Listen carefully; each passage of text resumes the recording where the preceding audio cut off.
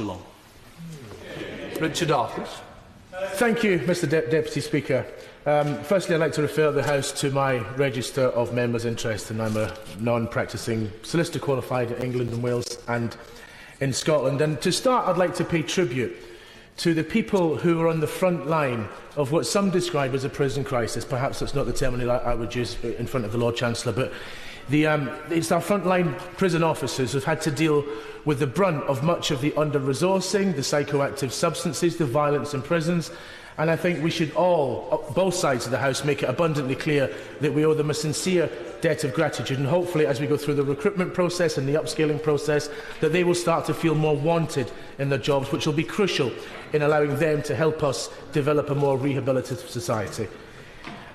It's been an excellent debate, Mr Deputy Speaker, today, and I'd like to touch on a few of the contributions before I touch on one or two sections of the bill which are of interest to us on these benches.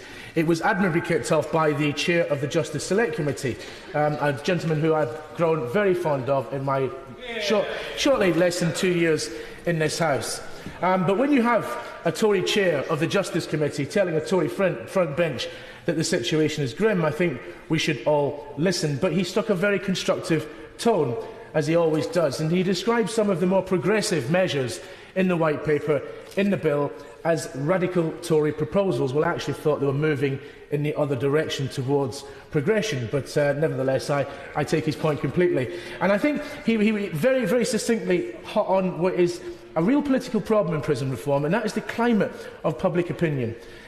This notion that it's unpopular to say or to be inferred that we're somehow being soft on crime if we are motivated to making sure prisoners receive funding, rehabilitation, life advice so they come out and don't do the things that got them inside in the first place. And if the Lord Chancellor is willing to take up that battle, then she gets great praise from me. It's not an easy political decision to make, and I wish her all the best in fighting that political climate. If she can change it, then I'll be a fan.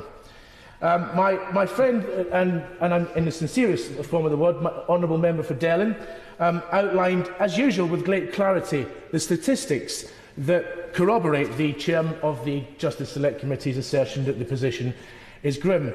I think he struck an excellent tone, very constructive, and which doesn't belie at all his 2 years as a prison minister. And he made the point, as the Labour front bench did, that just because there are elements of this bill that we think perhaps could be approved doesn't necessarily mean that we don't agree with the general thrust of the bill. And that is something that I can say on behalf of my party, that we welcome, for the most part, the measures in this bill. My honourable friend, the member of the Justice Select Committee, member for Stretford and Urmston, tackled one of the most difficult issues head-on, I thought. And she, unlike many, was willing to address the subject of prisoner numbers in our prisons. And whilst we can beef up recruitment and we can beef up the prison officers, I agree with her that perhaps we should look at ways for not filling our prisons with people who are there needlessly. And she spoke with great passion when she talked about the situation for women and mental illness as well. And I agree that there are so many people in prisons that ought not to be there, and it's not the right place for them to be rehabilitated. And I think she was very brave and should be commended for striking that tone. Honourable friend, the member for Harborough, I thought he's no longer in his place, made an excellent economic and moral case, very well, for our prisons being rehabilitative institutions. And he said the principles contained on the face of the bill, perhaps laudable, but he made the point in the difference between principles on the face of the bill and actions driving those principles through how the prison estate operates. And I think that's a challenge that we will all have to face, but I think he's right to say it. Oh, she's just about to take her place again, the honourable member for Bridgend. Now, if any members did not hear the honourable member for Bridgend's speech, I suggest that they look it up with haste. It was incredible, and she talked about Park Prison in Bridgend. She spoke of 69% of prisoners having regular family contact, 10% reoffending rate, and many, many other statistics. And my proposal to the Lord Chancellor is we should scrap this bill and devolve prison estate management in its entirety across these islands to the offices of my honourable friend for Bridgend. If we can do what Park is doing across the United Kingdom, then we will have made enormous progress in making our prison estate fit for purpose. My honourable friend, the member for Shipley, perhaps he should visit Park Prison. I think that would be an incredibly enlightening experience. And if I could be a fly on the wall in that visit, I would pay some serious money to see that. And he made a typically robust, yet unusually brief contribution. And I think, to be fair, there were parts of his speech that were more balanced than perhaps his reputation would dictate. And when he talks about assault on prison officers and being prevented from early release, it's very, very difficult to disagree with that. There's not much that my honourable friend from Shipley says that I do agree with, but for that one, I think that it's very difficult to disagree with that. I mean, here are our prison officers who face the brunt, as I've said, of what I would describe as the consequences of austerity. And should they face the brunt of this, I think they deserve more protection. And if that is a way that we could protect them more, then that proposal would certainly have my ear. And finally, my honourable friend, my colleague and friend from the Justice Committee, the member for Banbury. Like her, I pay tribute to the Prison and Courts Minister for what was a very interesting and comprehensive one-hour pilot we had of the digital scheme last week. And like her, I was able to apply for divorce and issue an astronomical money claim on my wife, all at the flick of a button, which I'm sure everybody will be delighted, not least my wife, to learn that it was fictitious.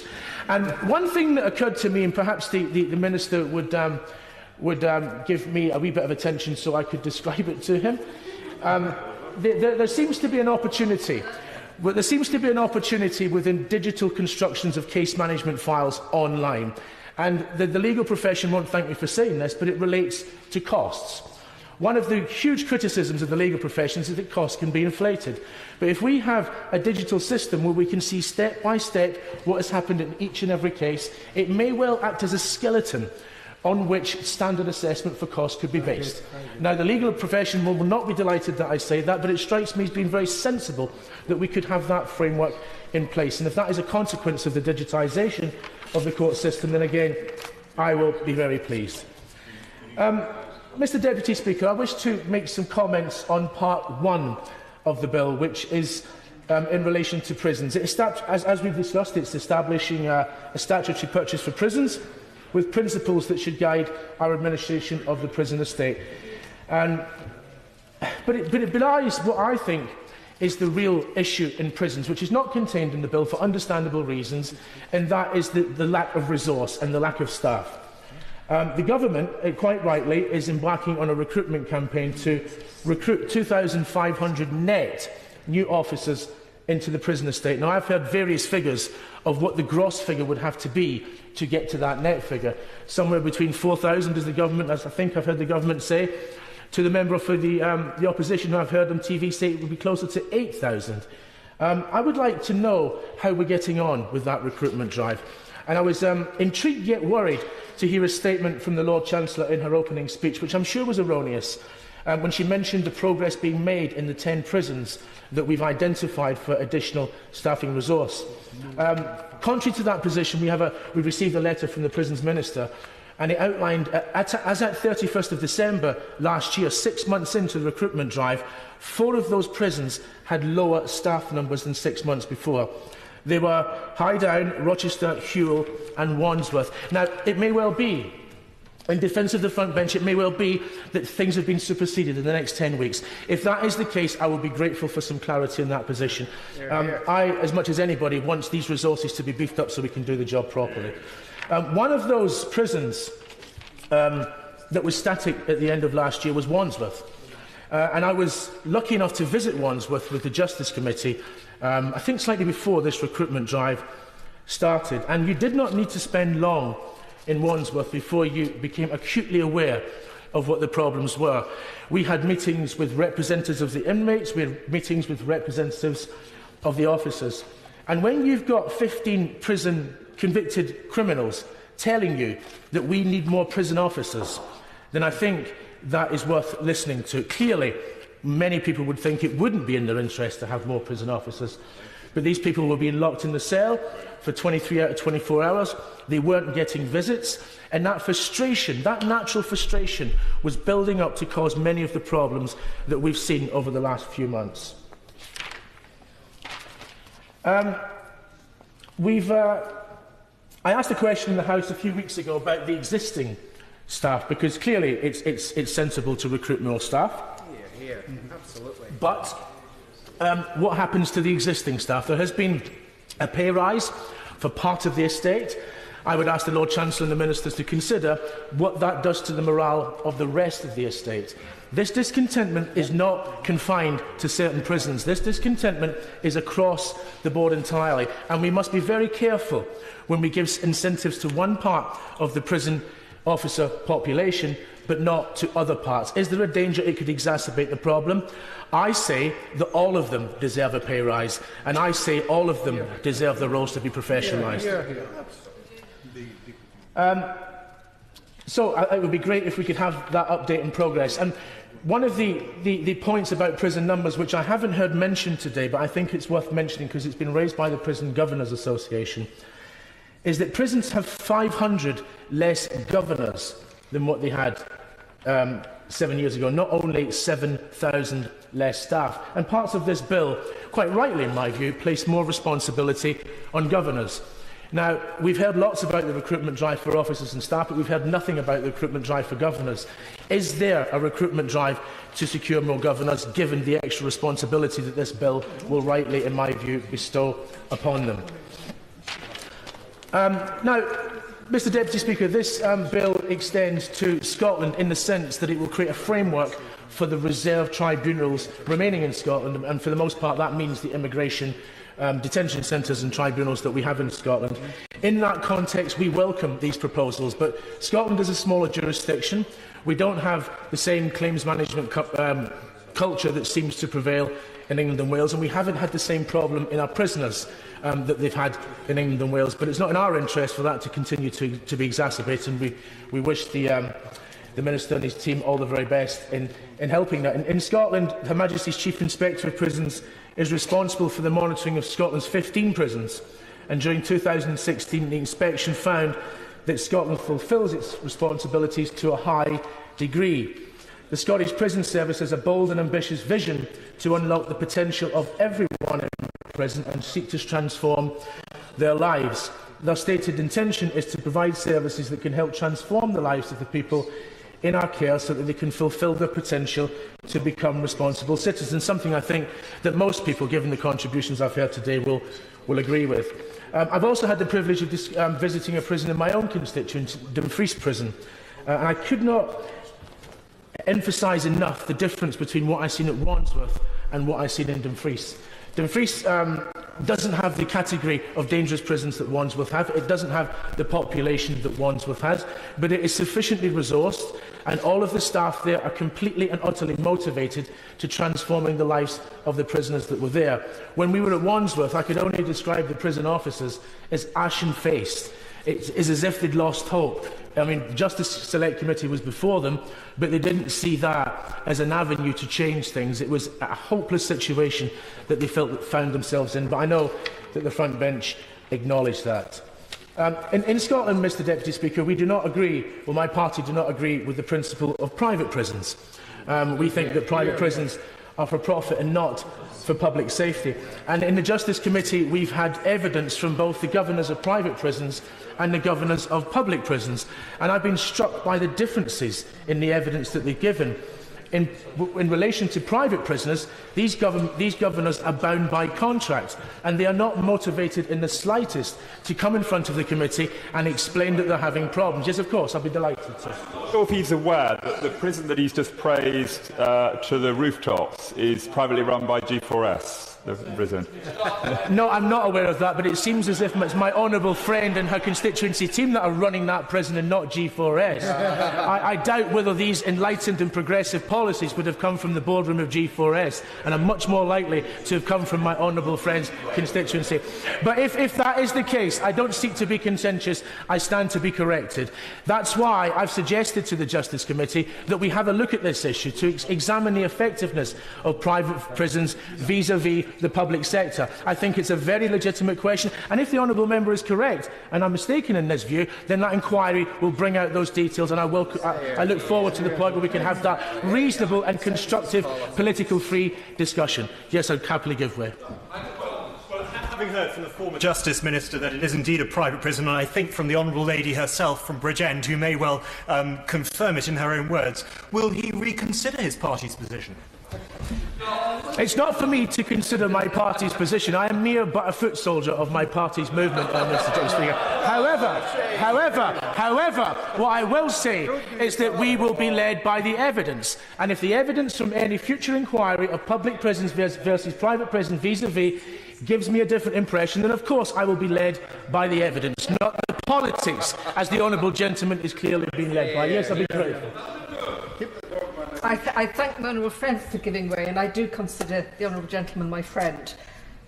I would suggest that the Justice Committee do visit Park Prison, because I have to say the leadership there from the Director is essential.